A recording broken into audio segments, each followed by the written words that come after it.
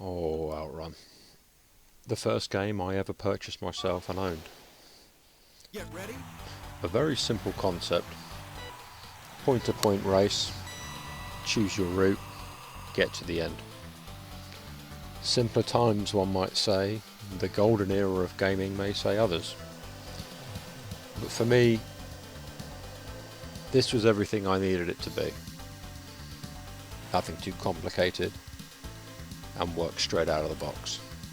The only real decision you had back in the day was what box you were going to buy them for, whether it was Game Gear, Game Boy, Master System, Mega Drive or Genesis for all my overseas watchers. The concept of what the gaming industry was very simple. Everything was limited to what the console could do, and for that reason games respectively were very simple, very basic, but they just worked. There was nothing fancy about it, and people were happy with what they had. The turning point obviously came with the introduction of a guy called Tim. But in all fairness, it's probably best I get him to explain this one to you. 25 years ago then, I was working at CERN. I got permission in the end, after about a year, to basically do it as a side project. Wrote the code. I was at first, I suppose, the first user. There was a lot of concern that people didn't want to pick it up because it would be too complicated. A lot of persuasion, a lot of wonderful collaboration with other people, and bit by bit, it worked. Tim Berners-Lee, a computer scientist, English, known as the inventor of the World Wide Web. But little did he know what he was creating behind the scenes was something game-changing to the gaming industry. A way in which the whole world could be united into one environment.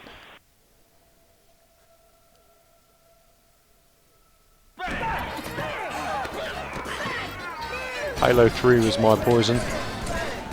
Countless hours, clan matches, clan meetings, clan strategies, mastering levels to have the upper hand.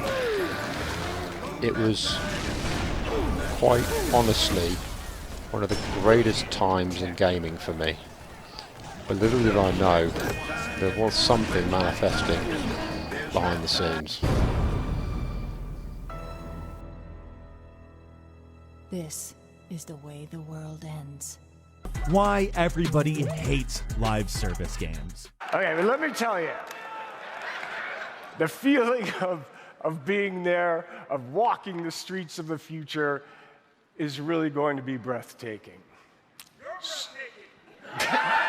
You're breathtaking. You're all breathtaking. All right, so...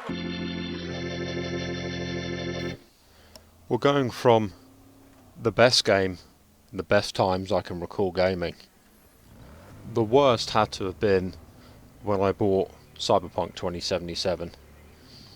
Never have I been involved with a game purchase that was such a letdown, categorically, that was so bad on PlayStation that they actually removed it from the PlayStation Store because of how broken it was. But I ironically have gone back to Cyberpunk. This is actually some footage of me recently to finish it off, because I was recommended 6 months ago that it actually was in a really good state now, to the point that there are no issues. And I can wholeheartedly say that anyone that wants to go back to Cyberpunk 2077 will not be disappointed, whatever platform you play it on. It is flawless. It is exactly how they intended it to be initially. Admittedly, it's taken a while to get there. But with the recent release of Phantom Liberty imminent, and a 70 gigabyte update coming to even polish the polish on this game, what if I were to tell you there was another title that, despite being released over 18 months earlier, still is in no way a playable state and fixed? Well, ladies and gentlemen, That's where today's video comes in. Enter stage left, Generation 0. Get comfortable. I'm going to deep dive this one because I've held back for a very long time. So if you're ready, we shall begin. Generation 0 was recommended to me on the DayZ group chat. A routine we had every week between 4 of us, to which this came out the woodwork. The concept was very simple. An open world, to some extent, shooter of machines. Now the irony was I was actually off next day. So many achievements later, and chewing my way through the storyline, I'd actually given it a good shout. But let's take the time to look back at what early reviews were on Generation 0 first of all.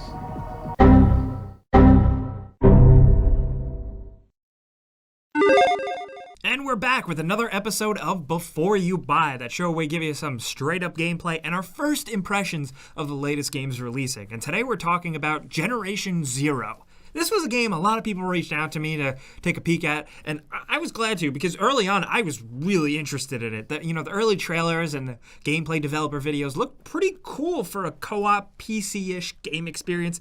Plus, it's a side project for Avalanche, the awesome developers behind stuff like Just Cause, hello, and the criminally underrated Mad Max game. Now, it looks like the developers wanted to make their own spin on an open-world co-op loot FPS, and they watched Stranger Things, and boom, what we get here is this Generation 0, a game I really want to like, and it seems great on paper somewhat, but honestly, I'm just not feeling it. It feels extremely early access. It's stretched really thin, even though it technically isn't early access. Now, credit where it's due. The developers have been receptive and have been taking ideas and feedback. They've even fixed some glitches so far. But ultimately, I just find the core of the game unfun.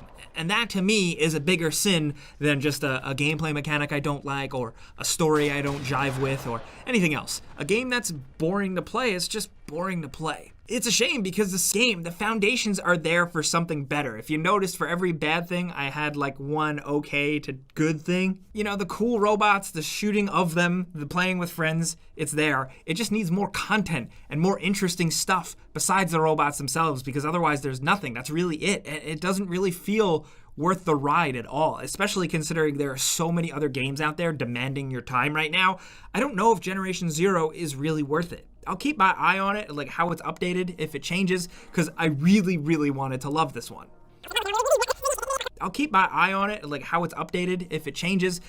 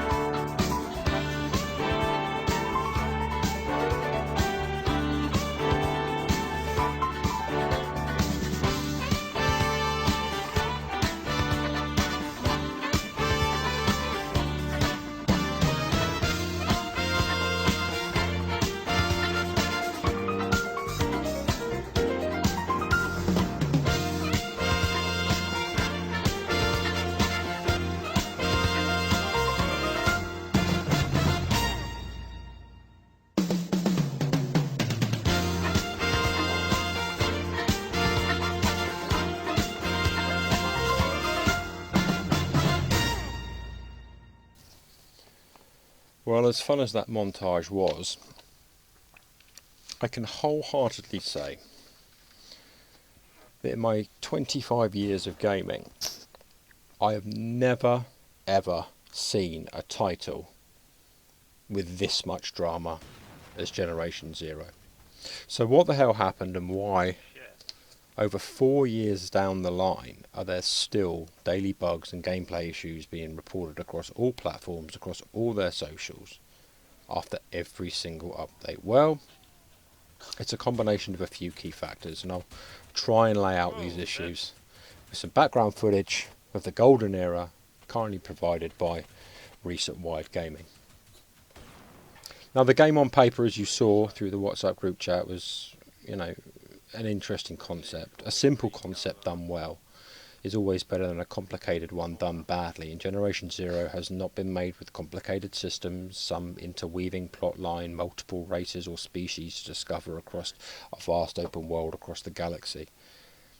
The problem with Generation Zero is that it's now got a tradition, and the tradition is that every update, hotfix or patch will be at the cost of something else going wrong. Now, you would have thought 2 years ago they'd have learned, after the 211-day sabbatical for the Resistance update to fix on Xbox, that they'd learned their lesson, but no, still, it's the same old Groundhog Day in Osterton. The Twitch and YouTube stream numbers have flatlined. The socials traffic went the same way on the official forum and the Discord, apart from the bug report channel, of course, on both sides. And amazingly, they've now got a sub-bug report, which is quality of life improvements, which is when we'd like specifics on your quality of gameplay as well as your bugs and problems while playing. But this is Avalanche Studios, an established studio worth over $10 million. Why is this game still not in a position where it just works as intended this far in? Well, the current dev team of 20 still hanging on Systemic Reaction plays a significant part on the back end. They don't have the team. That is a fundamental key. If you don't have the soldiers in the war zone, then you're going to lose the battle every time. But beta testing seems to be more of an idea than a driven process that's acted upon. Can't replicate the issue seems to be the common reason that we get the excuse for. So my answer to that is get more and better beta testers and actually act on what they report back on. Out of the 7 beta testers I know of the industry, 3 of them have worked on Generation Zero, and 1 of them have come back to me and said they have come back and followed up on the reporting and issues and concerns they found. Just bear in mind that they're not really fans of negative feedback. They seem to cling on to the positive ones whenever they drip feed in. So, okay, small team, can't replicate issues to bug fix them. What's going wrong? Well, maybe it's the game engine itself. Maybe it's the game engine they use. Maybe they're not familiar with it. Maybe they're unsure on how changes will affect it. Oh, no, but wait. It is a 17-year developed engine known as the Apex engine in-house by Avalanche Studios. That's right. The game is running on an in-house engine they built. So, developed by Avalanche, the foundations of which were taken from The Hunt, the Call of the Wild, a very well-established game. It seems that there's this weird kind of expectation that it's going to work. And that's what amazes me. There's always this expectation that things are going to work on an update. But they just don't. And you would think that any single individual with a single atom of common sense would consider just focusing on Generation Zero 2 years back and going, right, we need to focus on this. We need to get a grip on this. We need to make sure that our community is happy and the IP we're proud of, and it will be sustainable for the future. But despite the early warning signs in year 1, Avalanche Studios thought it would be a great idea not to focus all their efforts on Generation Zero. No. They instead decide they are going to create a whole new game based on shooting dinosaurs, a concept that's been done in the industry 38 times before, and the best bit about it is that it's still tagged as early access 2 years later. But okay, I will take that Avalanche Studios are a business. Maybe they knew the timeline of Generation Zero would take a lot longer than they thought, and they would just chip away at it behind the scenes. Maybe they wanted to tap into another market with this dinosaur shooter. As long as they can focus on these two and not dilute their attentions and resources elsewhere, it should be okay, right? Wrong. In March 2023, they released Ravensbound, a scuffed hybrid of Valheim and Assassin's Creed Valhalla, which, to be fair, looking at gameplay would pass for a title 10 years ago, but falls far short of the standard of modern open world RPGs. More time, more effort, more money, more resources wasted at Avalanche when they should have been supporting the two IPs that they left bleeding out on the table 3 and 4 years prior. So instead of refining the update process on Generation Zero, working harder on testing and feedback reports, and holding back on unnecessary updates, and trying to get a grip on Generation Zero, they then decided that now was the time to start introducing paid DLC. I shit you not, this is actually what happened. Paid distractions from the core game that has no direction, no vision, almost as if that no one up there has got any grip on what the game originally was. You fancy some weapon skins? Yeah, okay, we can do you weapon skins, but just we're going to show you the ones you can get and then not put one of them in there, so you aimlessly chase your tail for hours upon end trying to find a skin for a gun that isn't in there. You fancy some weapons? Well, okay, that's fine. We're going to showcase one on stream, and then we're going to make the drop rate so low that it becomes an issue once it's released, for us then to come out and say, yeah, we ballsed up the drop rate on this one. I mean, it's the cheekiest player retention strategy I've ever known.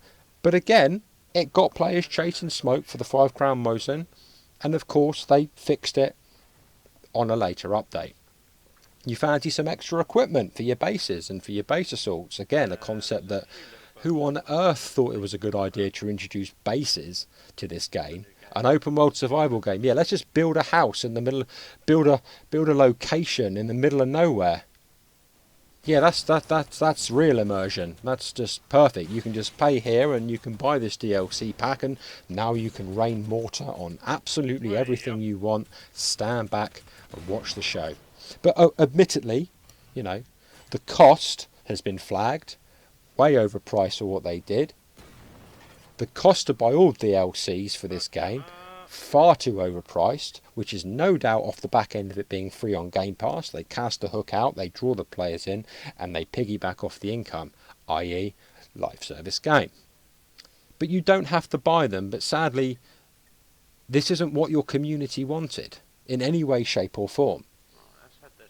We want the second island opening up. I know it, you know it, veterans know it, early players to the game know it. You open up the map and you see half of it is not used. The question I ask myself is, why not? Well, they can't make money off that map because they can't pay people for it, because it's been too far integrated into people's brains that is what's apparently coming down the line. I'm going to tell you now, you will never, ever get onto that island. Because I honestly believe they don't have any idea where the hell they're going to go with it. The plot on the main island is extremely confused. The introduction of the Soviets was extremely backwards with some odd, weird script. The characters and NPCs are equally as confused. But the easy answer, more importantly, is they can't make money off it. They can't charge people for that island, because if they do, they will be lynched for it. You dangle that part of the island for 4 years and now expect people to pay for it. It just won't happen. So what they try to do is keep as much as the community as they can content with features from the past. 3 months after release, they were adamant that they would never ever put any kind of motorcycle or motorbiking game. Lo and behold, the game was going to shit so badly they had to, and then charged people for extra bikes and different features. It's so obvious why they did it. It's almost embarrassing. And mark my words, more will come. You think weapon skins and you think gun packs are the start of it? Absolutely not. I guarantee you the robot companion will come. They'll get skin packs for the bikes. There'll probably be more features for your character you can pay for, more clothing, more emotes, and hell, maybe they'll even do a radio DLC pack that plays songs to distract robots with. Who knows? But let me tell you, new ideas won't come here. They will be regurgitated, reanimated ideas of base game items. That's why one of the beta salt packs, you got a wooden toilet. What do you think I'm trying to do? Wooden toilets have been in the game since day dot, but apparently you now got to pay for them to put them in your base.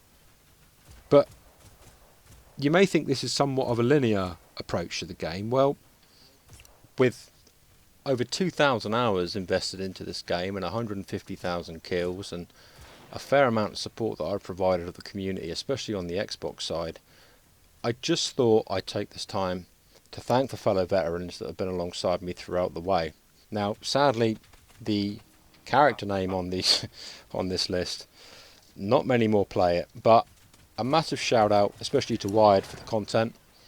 Lucid Ishii, Lars, Sniper, Burger Player, Puffy, Indo, Biscuit, Obi-Wan, Linus, Todd, Arcane, Phoenix, Bloodlands, Gisbert, Asal, NRJ87, Helldiver, and of course, Gipscat, otherwise known as Pontus, who through countless letdowns from the development team still came out to deliver the bad news and take the shit as their updates rolled out as community manager.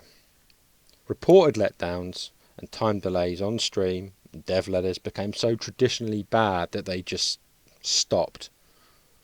It was only until Christmas break 2022 and a fresh year in front of him into 23 that he knew enough was finally enough and he left. One of the key players that bailed out over the years of supporting this game. I think it's fair to say that anyone who's been invested in this as much as I was knows how much of a loss Pontus is to Generation Zero. What does it all mean in the long term? Well, picking up this game now won't be so bad. You'll enjoy yourself despite 1% of the Xbox community finishing all missions and less than 5% finishing it on Steam. It won't be as bad as this is initially making it out to be, because I've been on this timeline 4 years now. But remember, the more time you invest in it, the more let down you will be. My advice to anyone still hanging on at Systemic Reaction is to get your CV up together and start looking for a new job. The life cycle of this game isn't going to last the test of time. But on a positive note, at least you can put on your CV that it was a learning experience. The community will fade to black eventually, and Generation Zero will just be another mid-tier title that could have been amazing, but just wasn't. But remember more than anything that this issue is not exclusive to Generation Zero. You have to really manage your expectations with these live service titles now coming out. Don't waste your time and effort in supporting something that you just don't believe in. And for any of you mad enough to still hang in there and cover Generation Zero content, my advice to you would be to find a new distraction and stop peddling broken content, because I certainly will be. Happy hunting, folks.